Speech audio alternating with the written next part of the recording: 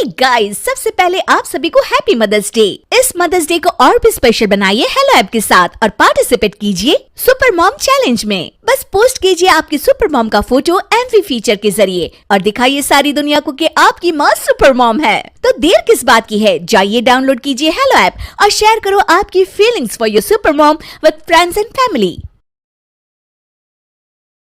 दीवार पर टंगी सास। पंजाबी में कहावत है, सास चंगी होवे या ते दीवार ते टंगी होवे। संगीता की शादी भी एक ऐसे ही घर में होती है जहां उसकी सास दीवार पर टंगी होती है। ससुर और पति शादी के पहले दिन उसे सास के फोटो के सामने ले जाते हैं, जहां ससुर जी कहते हैं, बेटा संगीता, ये तुम्हारी सास थी, बहुत नेक और भली, लेकिन थोड़ी गुस्सैल थी।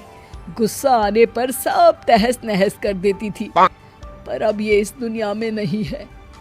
हाँ संगीता, माँ होती तो तुम इनकी कोई बात टाल नहीं सकती थी, वरना तो माँ घर में भूचाल ले आती। संगीता मन में खुश होती है कि अच्छा है कि ऐसी औरत अब इस घर में नहीं है, लेकिन दिखावे के लिए वो जैसे ही सास की फोटो के सामने हाथ जोड़कर खड़ी होती है, ये क्या? सास उसे देखकर मुस्कुराने लगी। संगीता आंखों को मलकर एक बार फिर से देखती है, लेकिन फिर सास के चेहरे का भाव, भंगिमा यानी एक्सप्रेशन बिल्कुल बदले होते हैं।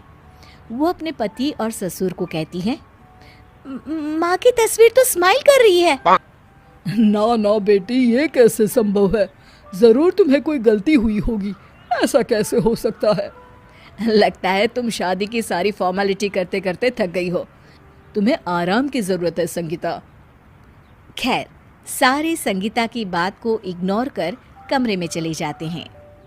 वैसे सास की फोटो पर एक्सप्रेशन एक के बाद एक बदलते ही रहते हैं। सुबह होती है, पति और ससुर को काम पर भेजकर संगीता कमरे की सफाई करने में लग जाती है कि तभी उसे आवाज आती है, टेबल ठीक से साफ करो। ऐसे भी कोई टेबल साफ करता है? इससे अच्छा तो ये गंदा ही था। किसी औरत की आवाज सुन संगीता दंग रह जाती है और सोचने लगती है कि आवाज कहाँ से आई। आवाज को नजरअंदाज कर वो फिर से अपना काम करना शुरू करती है, लेकिन इस बार तो आवाज बिल्कुल उसके कान के पास से आती है। मेरा घर है ये, जब तक मैं थी चमका कर रखती थी, हर एक चीज शीशे की तरह थी। तुम्हें तो ना सफाई आती है ना कुछ पता है। क्यों तुम्हें मेरे घर की जिम्मेदारी दे दी गई है? पता नहीं तुम में मेरे बेटे को क्या दिखाई दिया। मैं होती तो एक से बढ़कर एक लड़कियों की लाइन लगा देती। अब संगीता को समझने में देर नहीं लगी कि ये आवाज किसी और की नहीं बल्कि उसकी सास की है, जो दीवार पर टंगी है। वो उसके पास जाती है और कहती है, नमस्ते सासू माँ, मुझे तो कल ही लग रहा था कि दीवार में कुछ काला है।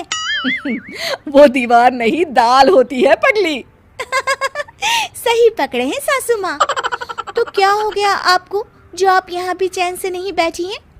सुना मैंने आपका व्यवहार काफी गुस्से वाला था। चुप रह तू, ज्यादा बकर बकर ना कर। घर का काम करना तो आता नहीं, आई है मुझसे बहस करने। हाँ देखिए सासू माँ, मैं आपसे साफ साफ कह देती हूँ, मुझसे पंगा लेने की कोशिश मत करिएगा।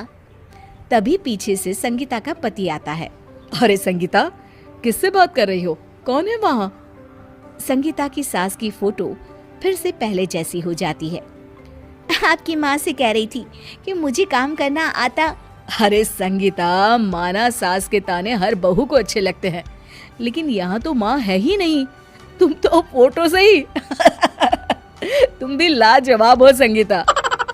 किसी को विश्वास नहीं होता कि संगीता अपनी मरी हुई सास की फोटो से बात करती है।